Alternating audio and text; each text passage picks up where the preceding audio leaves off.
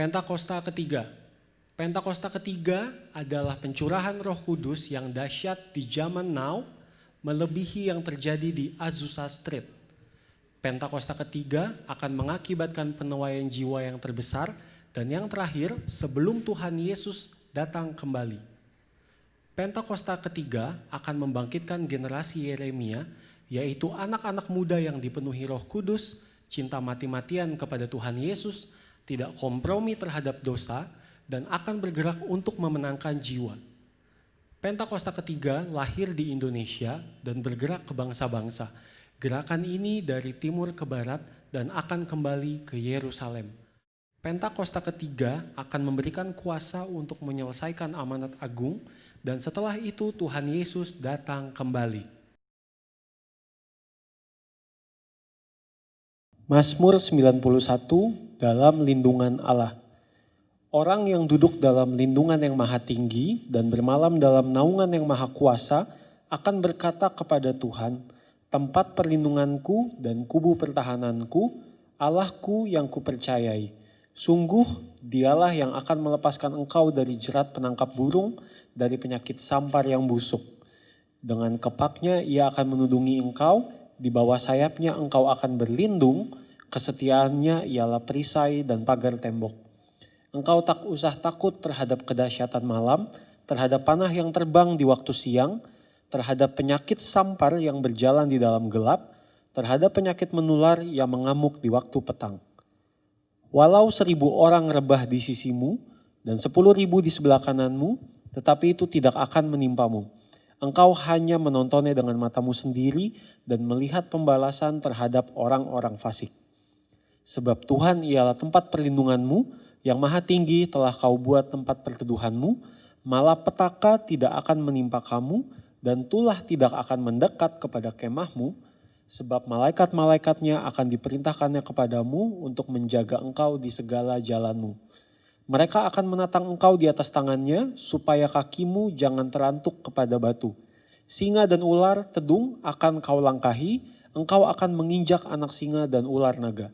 Sungguh hatinya melekat kepadaku, maka aku akan meluputkannya.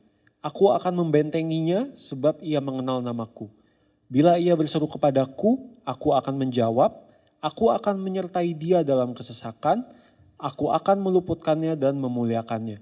Dengan panjang umur akan kukenyangkan dia dan akan kuperlihatkan kepadanya keselamatan daripadaku.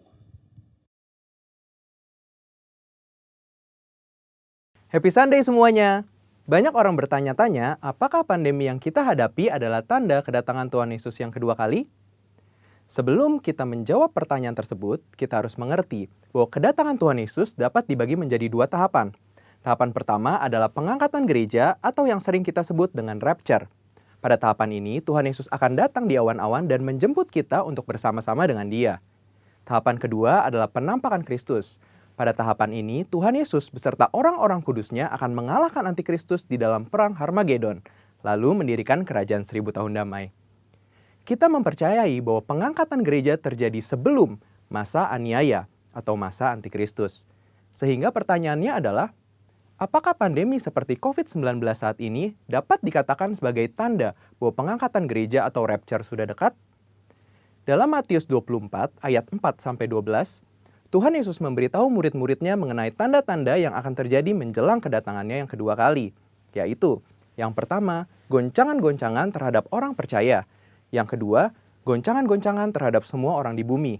Dan yang terakhir, pemberitaan Injil di seluruh dunia. Nah, yang perlu kita perhatikan adalah, pada Lukas 21 ayat yang ke-11, Tuhan Yesus memberikan tanda-tanda yang dapat dirasakan oleh semua orang. Dan akan terjadi gempa bumi yang dahsyat. Di berbagai tempat akan ada penyakit sampar dan kelaparan, dan akan terjadi juga tanda-tanda yang mengejutkan dan tanda-tanda yang dahsyat dari langit. Tanda-tanda yang Tuhan ungkapkan adalah kejadian yang harus terjadi, karena itu adalah bagian dari rencananya.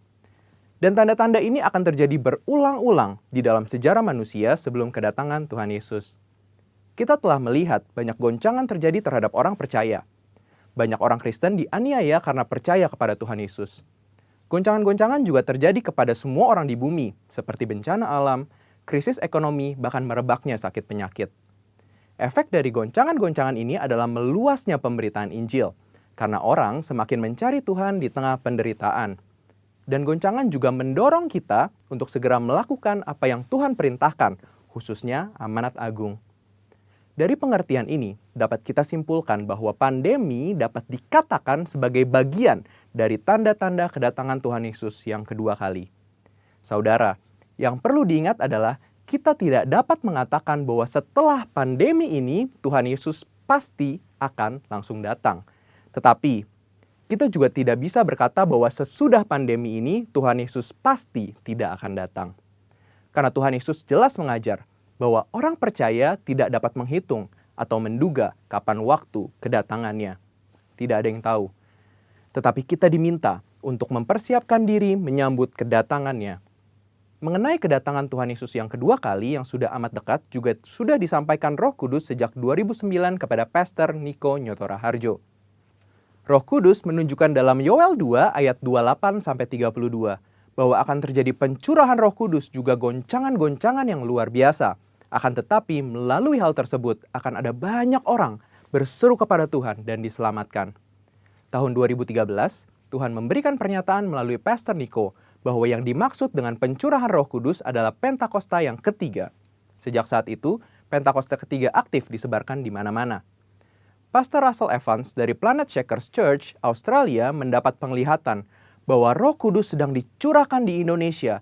Ada kebangkitan jutaan anak-anak muda yang penuh Roh Kudus, yang cinta mati-matian akan Tuhan dan akan melayani dengan cara yang belum pernah dilihat sebelumnya. Ini adalah jawaban doa bagaimana Pentakosta ketiga akan terjadi khususnya di Indonesia. Pentakosta ketiga juga diteguhkan oleh banyak hamba Tuhan baik dalam dan luar negeri di Empower 21. Yaitu bahwa kegerakan ini akan lebih besar daripada pencurahan Roh Kudus di Azusa Street.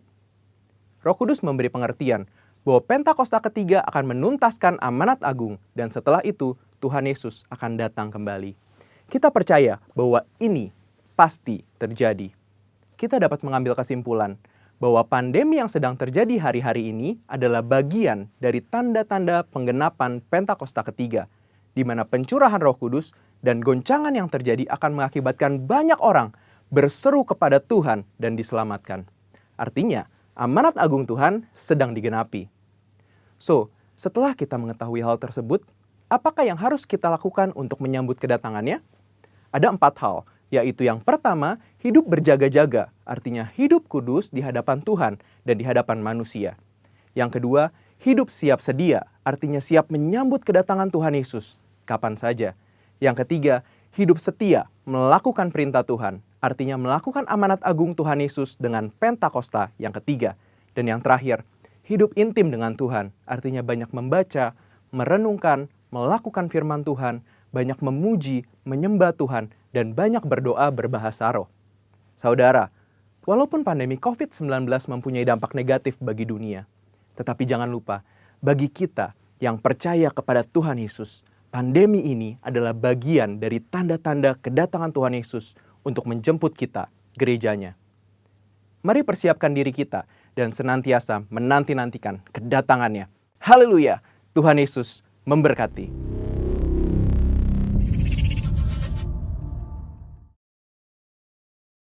Shalom saudara yang dikasih Tuhan, bagaimana kabar minggu ini? Siapa yang merasakan penyertaan Tuhan boleh lambaikan tangannya.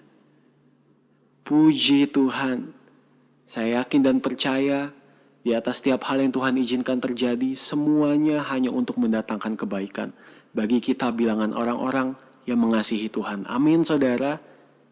Puji Tuhan. Sebentar kita akan masuk di dalam hadirat Tuhan. Mari kita sama-sama tunduk, kita berdoa. Kami mengucap syukur ya Tuhan. Mengucap syukur untuk kasih-Mu yang sempurna dalam kehidupan kami. Untuk penyertaan-Mu ya Tuhan. Dan kami percaya ya Tuhan, bahwa sampai hari ini kuasa-Mu dan kasih-Mu tidak pernah berhenti bekerja untuk setiap kami ya Tuhan. Terima kasih ya Tuhan. Sebentar kami mau masuk dalam hadirat-Mu lebih lagi Tuhan. Suci kuduskan dan layakan kami, agar kami layak menghadap tahta-Mu yang kudus. Terima kasih Tuhan. Hanya dalam satu nama kami berdoa dan mengucap syukur. Sama-sama katakan, amin. Kami bersyukur Tuhan, Semuanya hanya karena kasih anugerah-Mu ya Tuhan. Kami mau masuk lebih lagi di dalam hadirat-Mu ya Tuhan. Saat ku menyembah-Mu, Roh-Mu bekerja. Saat ku memuji-Mu, Kau bertahta di atas pujian. Ku angkat hatiku, ku pandang kekudusan-Mu. Saat ku sembah, ku puji-Mu, ku rasakan kehadiran-Mu Tuhan. Mari dengan segenap hatimu katakan, saat ku menyembah-Mu, Roh-Mu bekerja. Saat ku memuji-Mu, Kau bertahta di atas pujian. Ku angkat hatiku,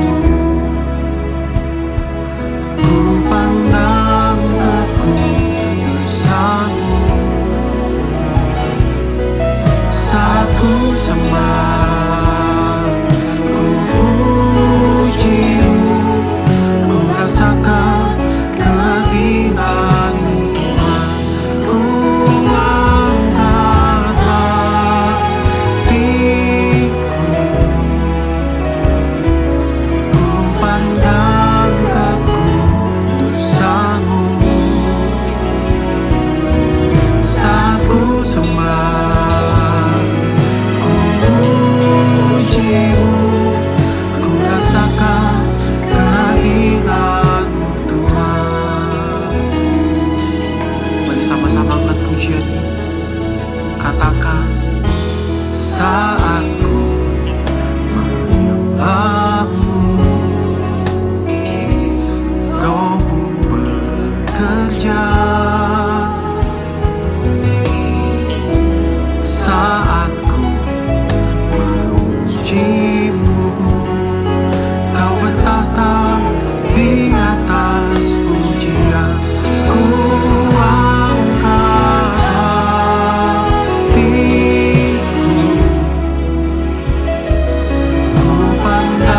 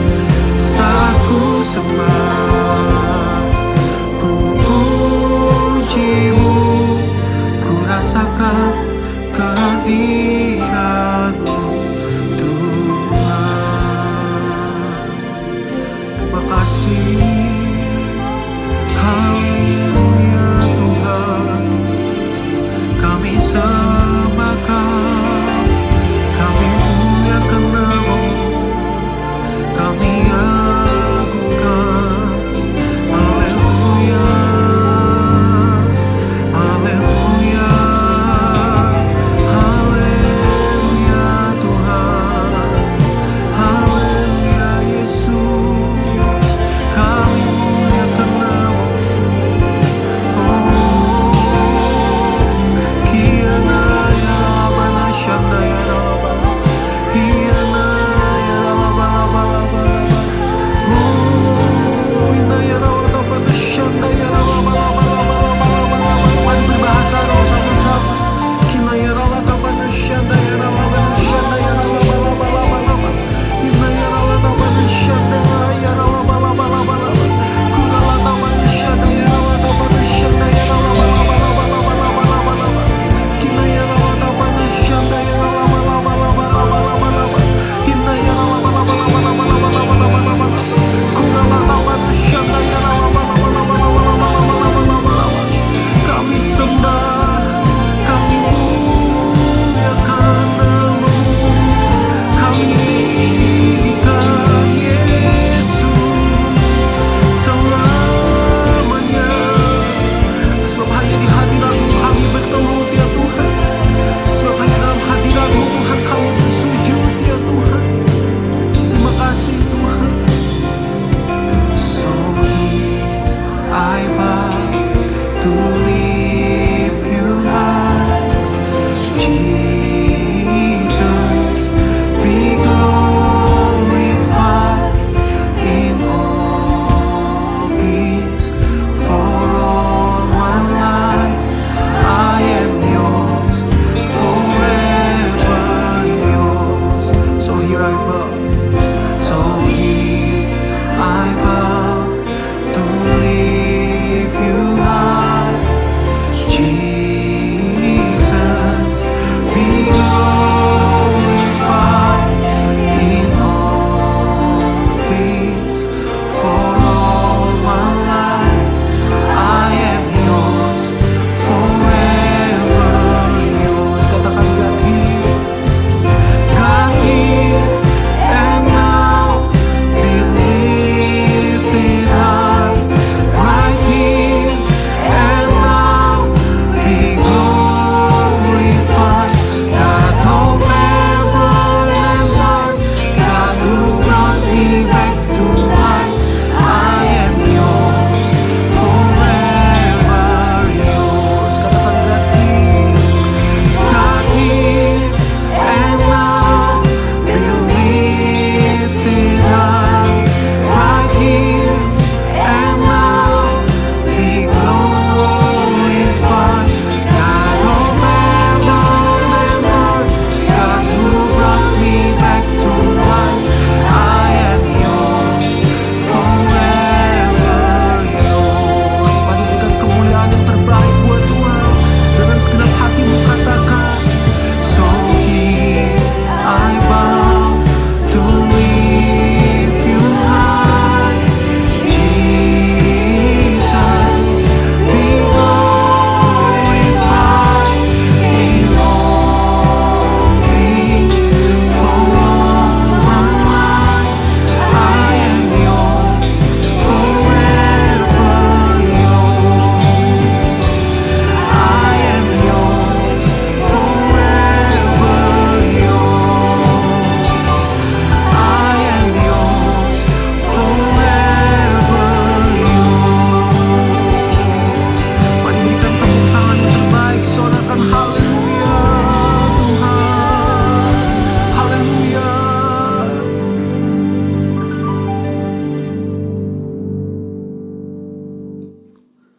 Kami mengucap syukur untuk hadirat-Mu ya Tuhan, mengucap syukur untuk penyertaan-Mu ya Tuhan. Kami percaya Tuhan, di rumah-rumah kami, Engkau ada bersama dengan kami ya Tuhan. Terima kasih Tuhan Yesus, sebentar kami mau duduk diam di dalam hadirat-Mu Tuhan, mendengarkan firman-Mu ya Tuhan. Kami buka hati kami, biar saat ini hanya menjadi waktu antara kami dengan Engkau ya Tuhan. Terima kasih ya Bapa, dalam satu nama kami berdoa dan mengucap syukur, sama-sama katakan, amin. Selamat mendengarkan firman Tuhan. Shalom Bapak Ibu, Saudara kekasih dalam Tuhan Yesus. Shalom, kita bersyukur kita kembali berjumpa di dalam ibadah online. Dan kita bersyukur sekali Tuhan selalu memelihara kehidupan kita semua.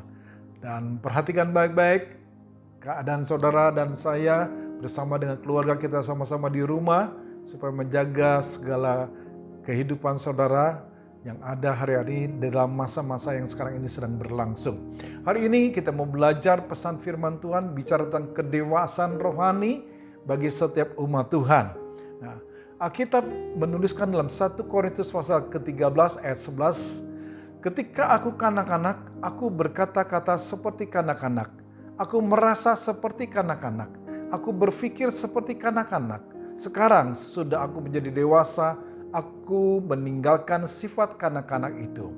1 Korintus pasal 14-20 berkata, saudara-saudara, janganlah sama seperti anak-anak dalam pemikiranmu, jadilah anak-anak dalam kejahatan, tetapi orang dewasa dalam pemikiranmu. Saudaraku dalam Tuhan Yesus, kita bersyukur pada saat tanggal 4 September yang lalu, gereja kita, Gereja Bethel Indonesia Gatot Subroto, di mana Gembala Sidang kita, Pendeta Dr. Insinyur Niko Nyotoro Harjo, merayakan ulang tahun yang ke-32 tahun. Saudara kasih dalam Tuhan Yesus, kita bersyukur sekali bahwa gereja yang ada dalam wadah gereja GBI, Galam Gatot Subroto ini, dan termasuk saudara dan saya ada di dalamnya, merayakan ulang tahun yang luar biasa, karena pada waktu gereja ini sekarang ini berdiri, ternyata sudah ada 9.600 school yang sudah terbentuk, ada 300.000 jemaat di seluruh Indonesia, bahkan seluruh dunia, dan ada 1.200 gereja yang sudah terbentuk. Nah, Bapak Ibu, ini bicara tentang suatu kedewasaan yang terjadi atas gereja yang kita sama-sama ada di dalamnya. Nah, saya yakin saudara, semakin kita dewasa, semakin kita melihat pertolongan Tuhan, penyertaan Tuhan membentuk kita semua dalam gereja, dalam kehidupan kita setiap hari. Nah, dari ayat yang kita sudah baca tadi, saudaraku, kita tahu bahwa dalam hidup ini setiap manusia pastinya mengalami suatu pertumbuhan. Layaknya seorang bayi akan tumbuh menjadi anak-anak, menjadi remaja dan dewasa dan menjadi orang tua. Dalam pertumbuhan yang ada tentu saja disertai dengan kedewasaan dalam sifat, dalam sikap serta tingkah laku. Begitu pula dalam kehidupan kekristenan. Tuhan mengharapkan saudara dan saya untuk terus bertumbuh menjadi orang Kristen yang dewasa. Sehingga bukan hanya menjadi bayi rohani saja. Karena kita adalah calon dari mempelai Kristus. Maka itu kita harus senantiasa bertumbuh menjadi dewasa. Katakan sama-sama, bertumbuh menjadi dewasa. Rupanya kedewasaan rohani tidak tergantung pada usia seseorang. Dan kedewasaan rohani bukanlah sesuatu yang otomatis terjadi. Kunci menjadi dewasa ialah mau dibentuk dan bertumbuh. Seiring berjalannya waktu, Tuhan akan membawa kita pada proses-proses yang akan mendewasakan kita. Respon kita terhadap proses-proses itu akan menentukan apakah kita akan menjadi dewasa atau tetap menjadi anak kecil. Kedewasaan adalah sebuah dari setiap keputusan yang benar yang saudara dan saya ambil. Keputusan untuk memegang dan mentaati firman lebih dari pertimbangan dan keinginan pribadi kita. Seseorang yang dewasa di dalam Kristus Yesus bukan sekedar memiliki pengertian mengenai hal yang baik dan buruk saja, namun juga berani mengambil keputusan untuk melakukan hal yang baik dan benar dalam kondisi apapun. Jadilah dewasa dalam segala hal, tahu dan taat pada kehendak Tuhan tanpa harus diawasi. Pertumbuhan rohani hanya bisa dicapai dengan sebuah ketaatan dalam hidup ini. Saudaraku dalam Tuhan Yesus, tanda seseorang dewasa rohani adalah apabila hidupnya benar-benar berubah dan makin sungguh-sungguh dalam Tuhan. Orang percaya dewasa akan senantiasa penuh kesungguhan melakukan kehendak Tuhan. Terkadang, saudaraku, kita diizinkan mengalami dan melewati masa-masa sukar. penderitaan, dan banyak tekanan, supaya saudara dan saya benar-benar merasakan dan mengalami kasih Tuhan yang sangat nyata. Seorang percaya yang dewasa pasti memiliki pengenalan yang benar akan Tuhan. Adapun tanda seorang yang bisa dikatakan orang percaya yang dewasa adalah, pertama saudara harus fokus kepada Tuhan. Orang percaya atau orang Kristen yang dewasa rohani pasti tidak akan terpengaruh oleh keadaan. Senantiasa mengandalkan Tuhan dan memiliki penyerahan penuh kepadanya. Sehingga di segala keadaan masih tetap bisa mengucap syukur. Berbeda dengan seorang Kristen anak-anak yang karena kerohaniannya suam-suam kuku, biasanya mudah sekali goyah terombang-ambing oleh situasi. Percaya kepada Tuhan Yesus, tetapi masih juga pergi mencari pertolongan. Mungkin saja kepada dukun, mungkin saja kepada paranormal. Masih saja percaya kepada Hong Sui, pada ramalan bintang, dan lain sebagainya. Ada juga yang rajin beribadah di gereja, tetapi di rumah masih menyimpan. Mungkin saja itu jimat-jimat dan sebagainya. Di era Pentakosta yang ketiga ini, pencurahan Roh Kudus telah dicurahkan secara luar biasa dahsyatnya hari-hari ini. Bahkan kebelah sidang kita katakan double portion. Tentu saudara, kalau saudara semua mengalami Roh Kudus dicurahkan memenuhi saudara, sekali lagi saudara harus hidup dalam pimpinan Roh Kudus. Artinya, tidak lagi hidup menurut keinginan daging, karena sudah mampu menimbang dan membedakan mana yang berkenan kepada Tuhan dan mana yang tidak. Dalam Ibrani pasal 5 ayat 14 dikatakan, makanan keras adalah untuk orang-orang dewasa, yang karena mempunyai panca indera yang terlatih untuk membedakan yang baik daripada yang jahat. Perjalanan hidup orang percaya harus senantiasa menghasilkan buah. Hidupnya menjadi berkat bagi orang lain dan memiliki komitmen dalam pelayanan. Dan semua itu dilakukan bukan karena rutinitas belaka, tapi didasari oleh kasihnya kepada Tuhan. Setiap orang percaya kepada Tuhan Yesus harus memiliki pertumbuhan iman di dalam Tuhan. Yang makin intim dalam kehidupan doa, dalam memahami firman Allah, dalam pemberitaan firman Tuhan yang hidup. Ada kedekatan orang tersebut dengan Tuhan akan menghasilkan buah-buah dari kehidupannya yang membawa kedewasaan secara rohani di hadapan Tuhan. Selalu senantiasa mengandalkan Tuhan dan berserah penuh kepadanya sehingga di segala keadaan tetap mengucap syukur. Di tengah keadaan hari-hari ini yang kita semua alami, yaitu pandemi COVID-19 ini yang belum berakhir, yang masih terus terjadi, bahkan semakin banyak yang terjadi. Saudaraku, apa yang seharusnya orang Kristen lakukan untuk bisa menjalankan kedewasaan rohani, menghadapi situasi saat ini di hadapan Tuhan? Yang pertama, saya ingin mengajak Bapak Ibu memperhatikan baik-baik dalam kehidupan ini. Saudara, perhatikan baik-baik. Yang pertama, kita harus tetap tenang. Katakan sama-sama, tetap tenang. Pada waktu saudara dan saya membuka Alkitab dalam Markus pasal keempat ayat 38. Di sana dikatakan pada waktu itu Yesus sedang tidur di buritan di sebuah tilam. Maka murid-muridnya membangunkan dia dan berkata kepadanya, "Guru, engkau tidak peduli kalau kita binasa." Bapak Ibu kasih dalam Tuhan, mengapa sampai Tuhan Yesus sampai bisa tidur di buritan? Tentunya kalau Bapak Ibu membaca di dalam Markus pasal 4 ini, Tuhan Yesus sepanjang hari dia memberitakan kabar baik. Ada banyak orang datang, ada banyak orang berkumpul. Pada waktu itu saat yang terjadi, Yesus mengajar di mana? Di tepi pantai. Dia dalam perahu. Makanya dalam ayat 35 berkata pada hari itu waktu hari sudah petang. Ternyata dari saat dia mengajar, bisa saja dia mengajar sepanjang dari pagi sampai petang. Yesus berkata kepada mereka, marilah kita bertolak ke seberang. Nah, kejadian itulah yang mengakibatkan pada waktu saat mereka menyeberang, pada waktu itulah terjadi saat namanya taufan yang dahsyat, ombak yang menyembur masuk ke dalam perahu. Sehingga perahu itu mulai penuh dengan air. Bapak Ibu kasih dalam Tuhan Yesus, kalau kita perhatikan sekali lagi, yang mengajak berlayar itu Tuhan Yesus. Dan dia ada bersama para muridnya di dalam perahu itu. Sewaktu badai mulai datang dan dikatakan bahwa perahu sudah mulai penuh dengan air, artinya banyak air banjir masuk ke dalam perahu itu. Apa yang dirasakan oleh para murid-muridnya pada waktu itu? Terjadi sebuah kepanikan yang muncul. Terjadi satu ketakutan yang terjadi atas mereka murid-muridnya. Terjadi satu kekhawatiran yang terjadi pada waktu itu. Saudaraku, jika Tuhan ada di perahu seharusnya nih Tuhan Yesus bersama-sama dengan mereka.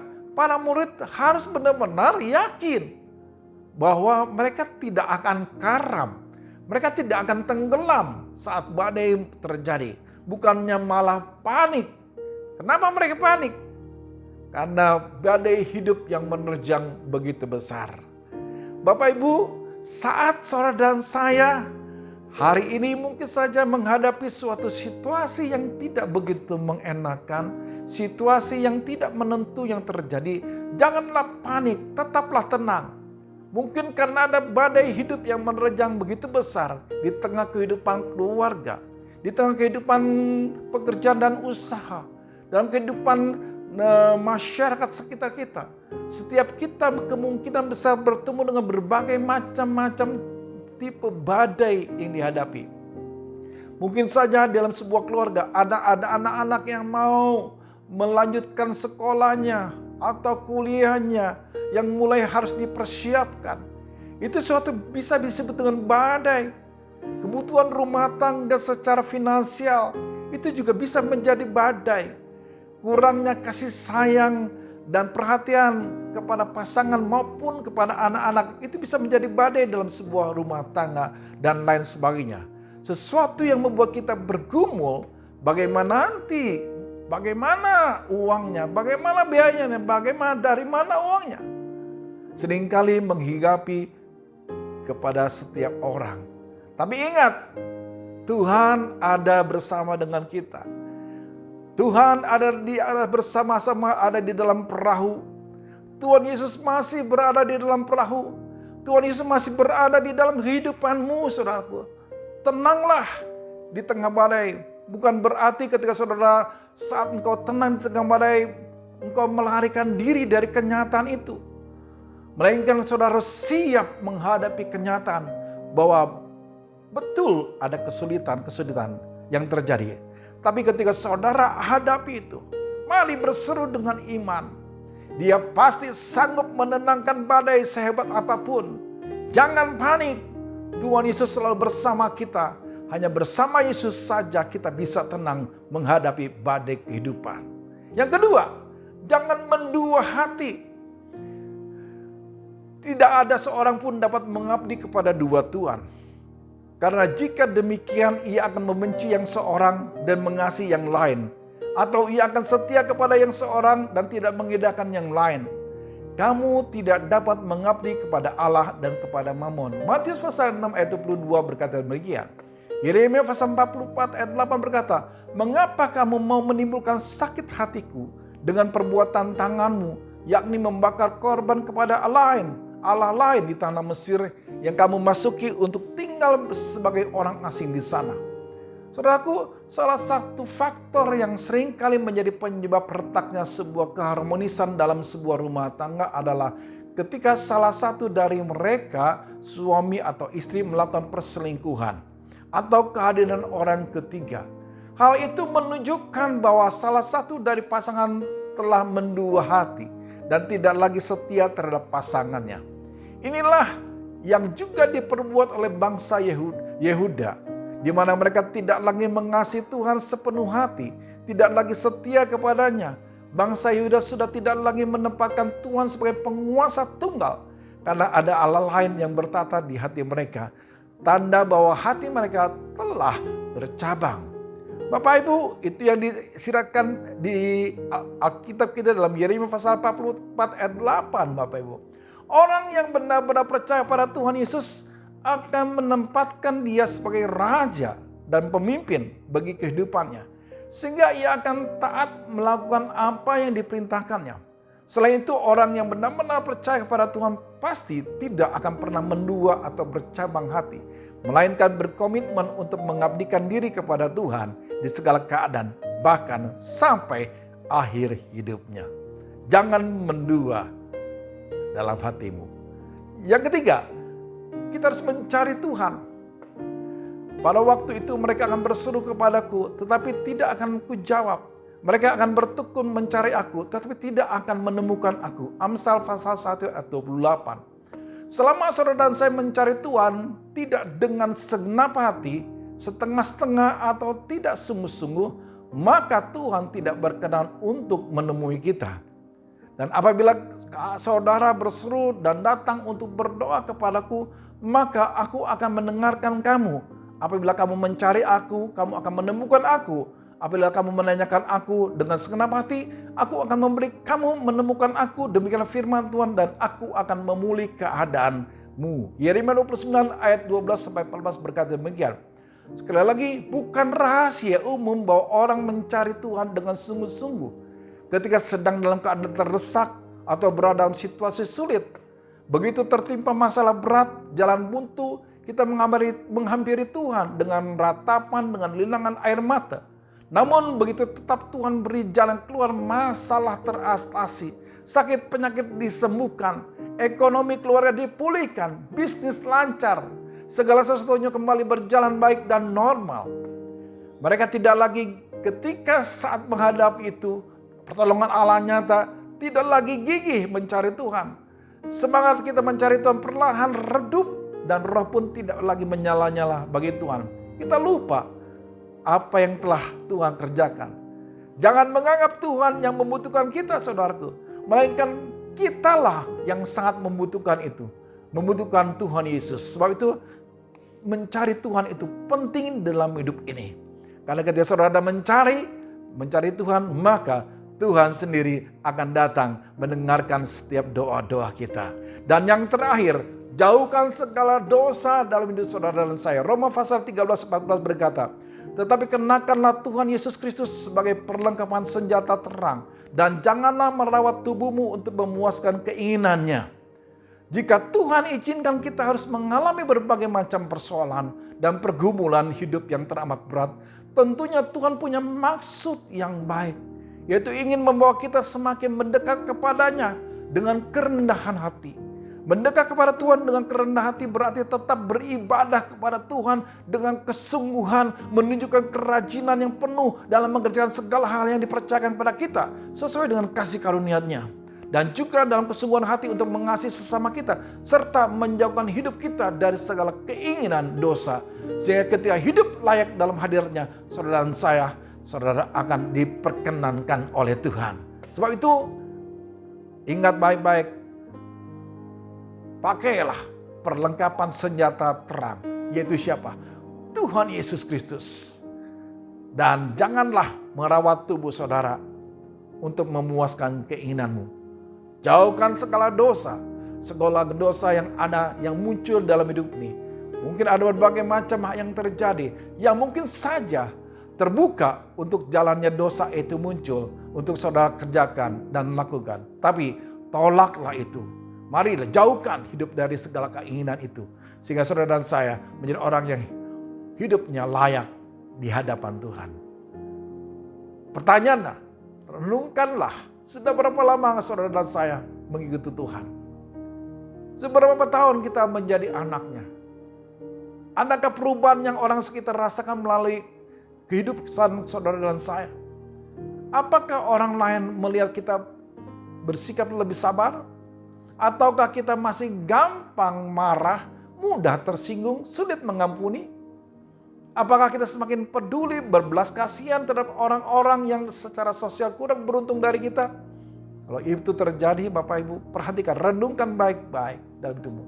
Ada sebuah kisah yang ada sebagai yang terakhir yang saya ingin sampaikan, seorang ibu yang sangat ekstrim.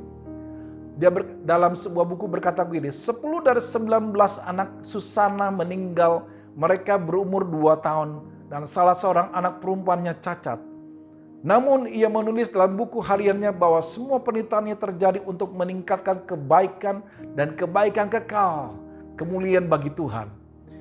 Ayahnya menolak untuk tunduk pada Undang-Undang Inggris tahun 1662 yang memaksa semua pendeta untuk mentaati buku doa umum. 5.000 orang Kristen kelompok ini dinamakan non-konformis atau tak berkompromi, mati dalam penjara Inggris karena iman mereka. Suaminya seorang yang tidak kompromi tetap bersama dengan gereja Inggris. Karena hal itu saudaraku, gudangnya dibakar, jemaatnya sendiri yang frustasi membuat ditahan, dipenjarakan. Susana mengalami kemiskinan yang parah semasa itu. Bahkan seorang pencuri memotong susu sapi keluarga ini sehingga ia tidak bisa mendapatkan susu lagi untuk anak-anaknya. Suatu hari sekelompok anggota gereja setempat yang marah membakar atap mereka. Semua anggota keluarga melarikan diri, namun John yang berumur 6 tahun terpaksa melompat dari jendela. Ia jatuh dengan selamat dan anak itu namanya John Wesley tumbuh menjadi pendiri denominasi Metodis. Anak laki-laki yang lain, Charles Wesley, menulis lagu klasik Kristen, Hark the Herald Angels Sing, Gita Surga Bergema. Di antara himne kenangan yang terjadi pada saat itu juga terjadi. Susan Wesley menganggap sederhana, agama tak lebih dari menjalankan kehendak Tuhan, bukan kehendak kita sendiri. Surga atau neraka tergantung pada hal ini saja. Sebab itu Bapak Ibu kasih Tuhan, kesaksian yang terjadi atas Susana Wesley memperhatikan bahwa dia adalah seorang ibu yang ekstrim dan ibu yang mempertahankan kedewasaan rohaninya. Meskipun situasi mencekam terjadi atas hidupnya, tapi dia tetap ada bersama dengan Tuhan. Haleluya. Bersama-sama kita akan tunduk kepala dalam doa. Mari kita angkat kedua belah tangan kita bersama-sama. Kita arahkan hati pikiran kita kepada Tuhan bersama-sama. Apa yang hari ini kita alami dan kita bersama-sama dapatkan melalui pesan firman Tuhan. Mungkinkah di antara saudara, bapak dan ibu yang hari-hari ini pada waktu engkau mengikut Tuhan, ada banyak hal-hal yang terjadi. Ada banyak hal-hal yang engkau alami dalam hidup ini. Dalam pengiringan akan Tuhan menuju suatu kedewasaan rohani. Seringkali engkau punya banyak badai kehidupan, persoalan dan masalah. Saudara kasih perhatikan baik-baik. Tuhan tidak pernah tinggalkan kita. Tuhan bersama dengan kita. Dia sanggup menolong, dia sanggup memberikan jalan keluar buat kita. Bagi saudaraku dalam Tuhan Yesus, engkau punya pergumulan dalam segi finansial ekonomi. Allah kita adalah Allah yang tidak pernah tinggalkan anak-anak yang berseru. Asalkan kita semua adalah orang-orang yang sungguh-sungguh setia dengan Tuhan. Menjauhkan diri dari dosa-dosa. Selalu mencari Tuhan. Selalu hidup di dalam kehidupan yang dimilikinya, yaitu Tuhan adalah penguasa dalam hidupmu. Tuhan sanggup menolong kita. Bersama-sama kita berdoa. Bapa di surga, terima kasih untuk siang hari ini. Kami sungguh bersyukur bahwa Engkau adalah Allah kami yang memberikan kepada kami kepastian. Di tengah kondisi keadaan yang terjadi, Engkau sedang membentuk kami untuk menjadi umat Tuhan yang dewasa. Dan hari ini Tuhan kami berdoa dan kami berkata, Tuhan, biarlah kami benar-benar mengarahkan hidup ini kepada-Mu Tuhan. Meskipun ada badai yang sedang terjadi begitu sulit dihadapi oleh manusia, namun Engkau berkata tetap tenang. Kami akan tetap tenang bersama dengan Tuhan. Kami akan tetap berharap kepada Tuhan. Dan biarlah Bapa di surga, kami tidak akan goyah iman kami, tapi kami akan terus berseru kepada-Mu Bapa. Biarlah hati kami tertuju kepada Engkau Bapa.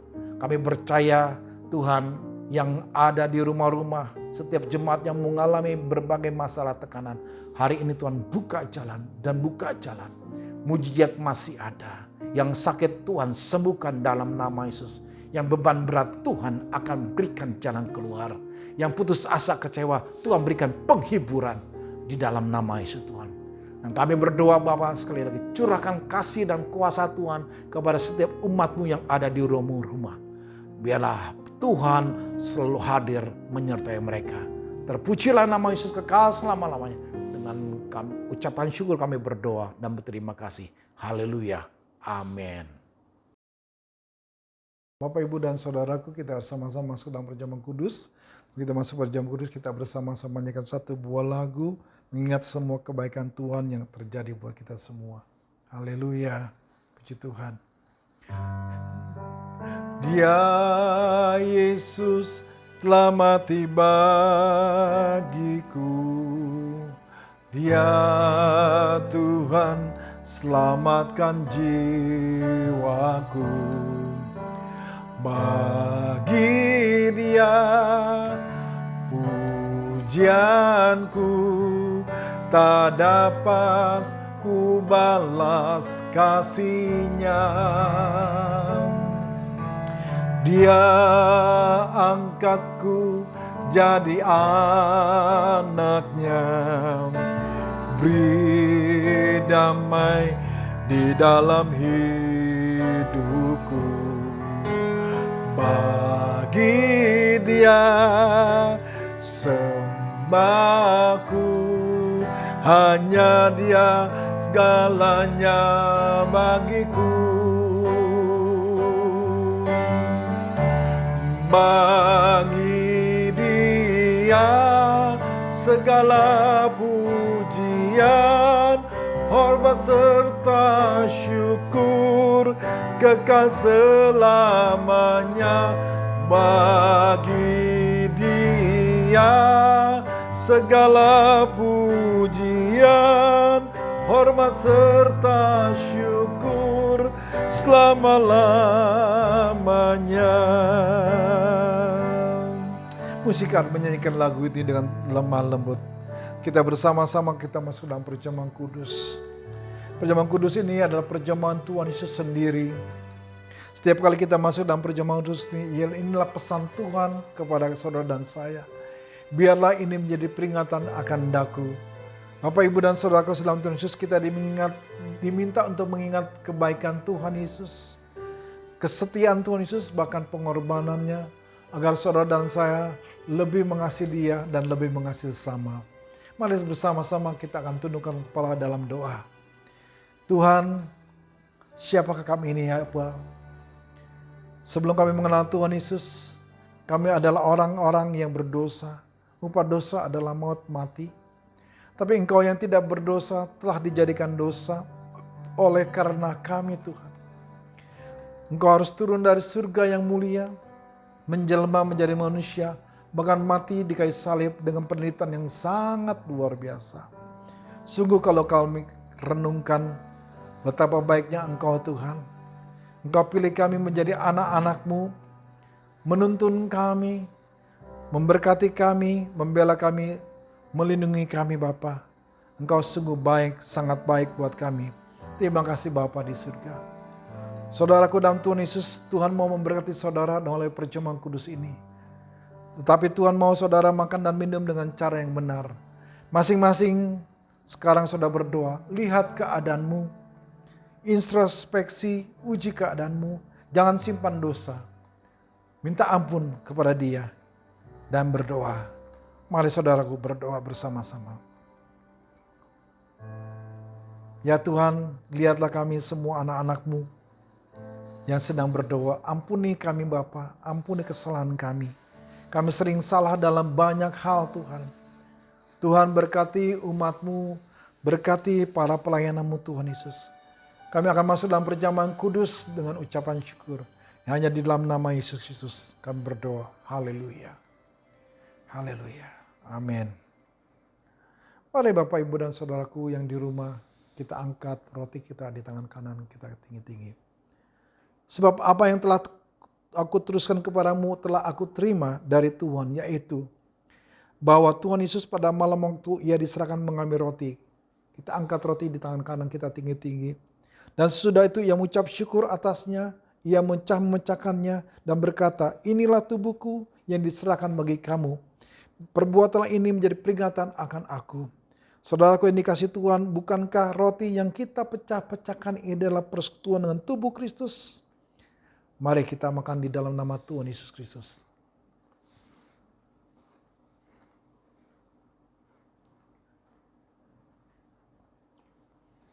Mari kita angkat cawan di tangan kanan kita tinggi-tinggi. Demikian juga ia mengambil cawan, sesudah makan lalu ia berkata, cawan ini adalah perjanjian baru yang dimeteraikan oleh darahku. Perbuatlah ini setiap kali-kali kamu meminumnya menjadi peringatan akan aku. Saudaraku yang dikasihi Tuhan, bukankah cawan pengucapan syukur yang atasnya kita ucapan syukur ada persekutuan dengan darah Kristus? Mari kita minum di dalam nama Tuhan Yesus.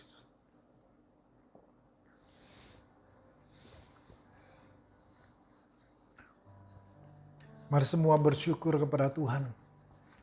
Sampaikan dari setiap lidah mulutmu. Ucapkan syukur kepada Tuhan. Terima kasih kepada Tuhan. Terima kasih. Terima kasih atas kebaikan-Mu. Terima kasih Yesus. Terima kasih atas anugerah-Mu. Terima kasih Yesusku. Terima kasih Yesusku. Puji syukur hanya bagi Tuhanku. Terima kasih Yesusku. Terima kasih Yesusku. Puji syukur hanya bagi Tuhanku. Puji syukur hanya bagi Tuhanku. Puji syukur hanya bagi Tuhanku.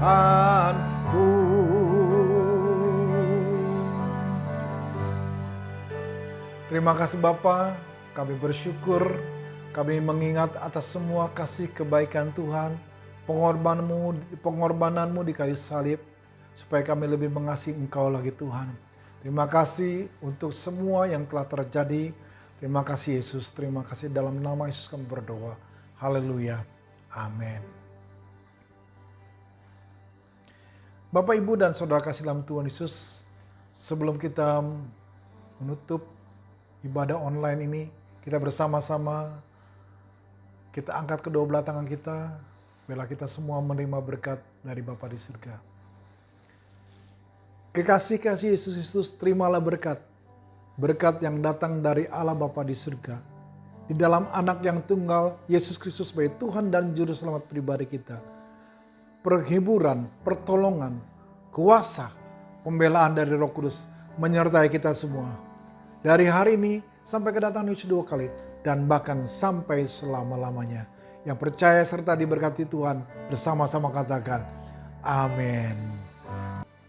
Puji Tuhan saudaraku, terima kasih, selamat hari Minggu, selamat menikmati bersama dengan keluarga saudara, dan sampai jumpa pada minggu yang akan datang. Tuhan Yesus memberkati. Haleluya. Amin.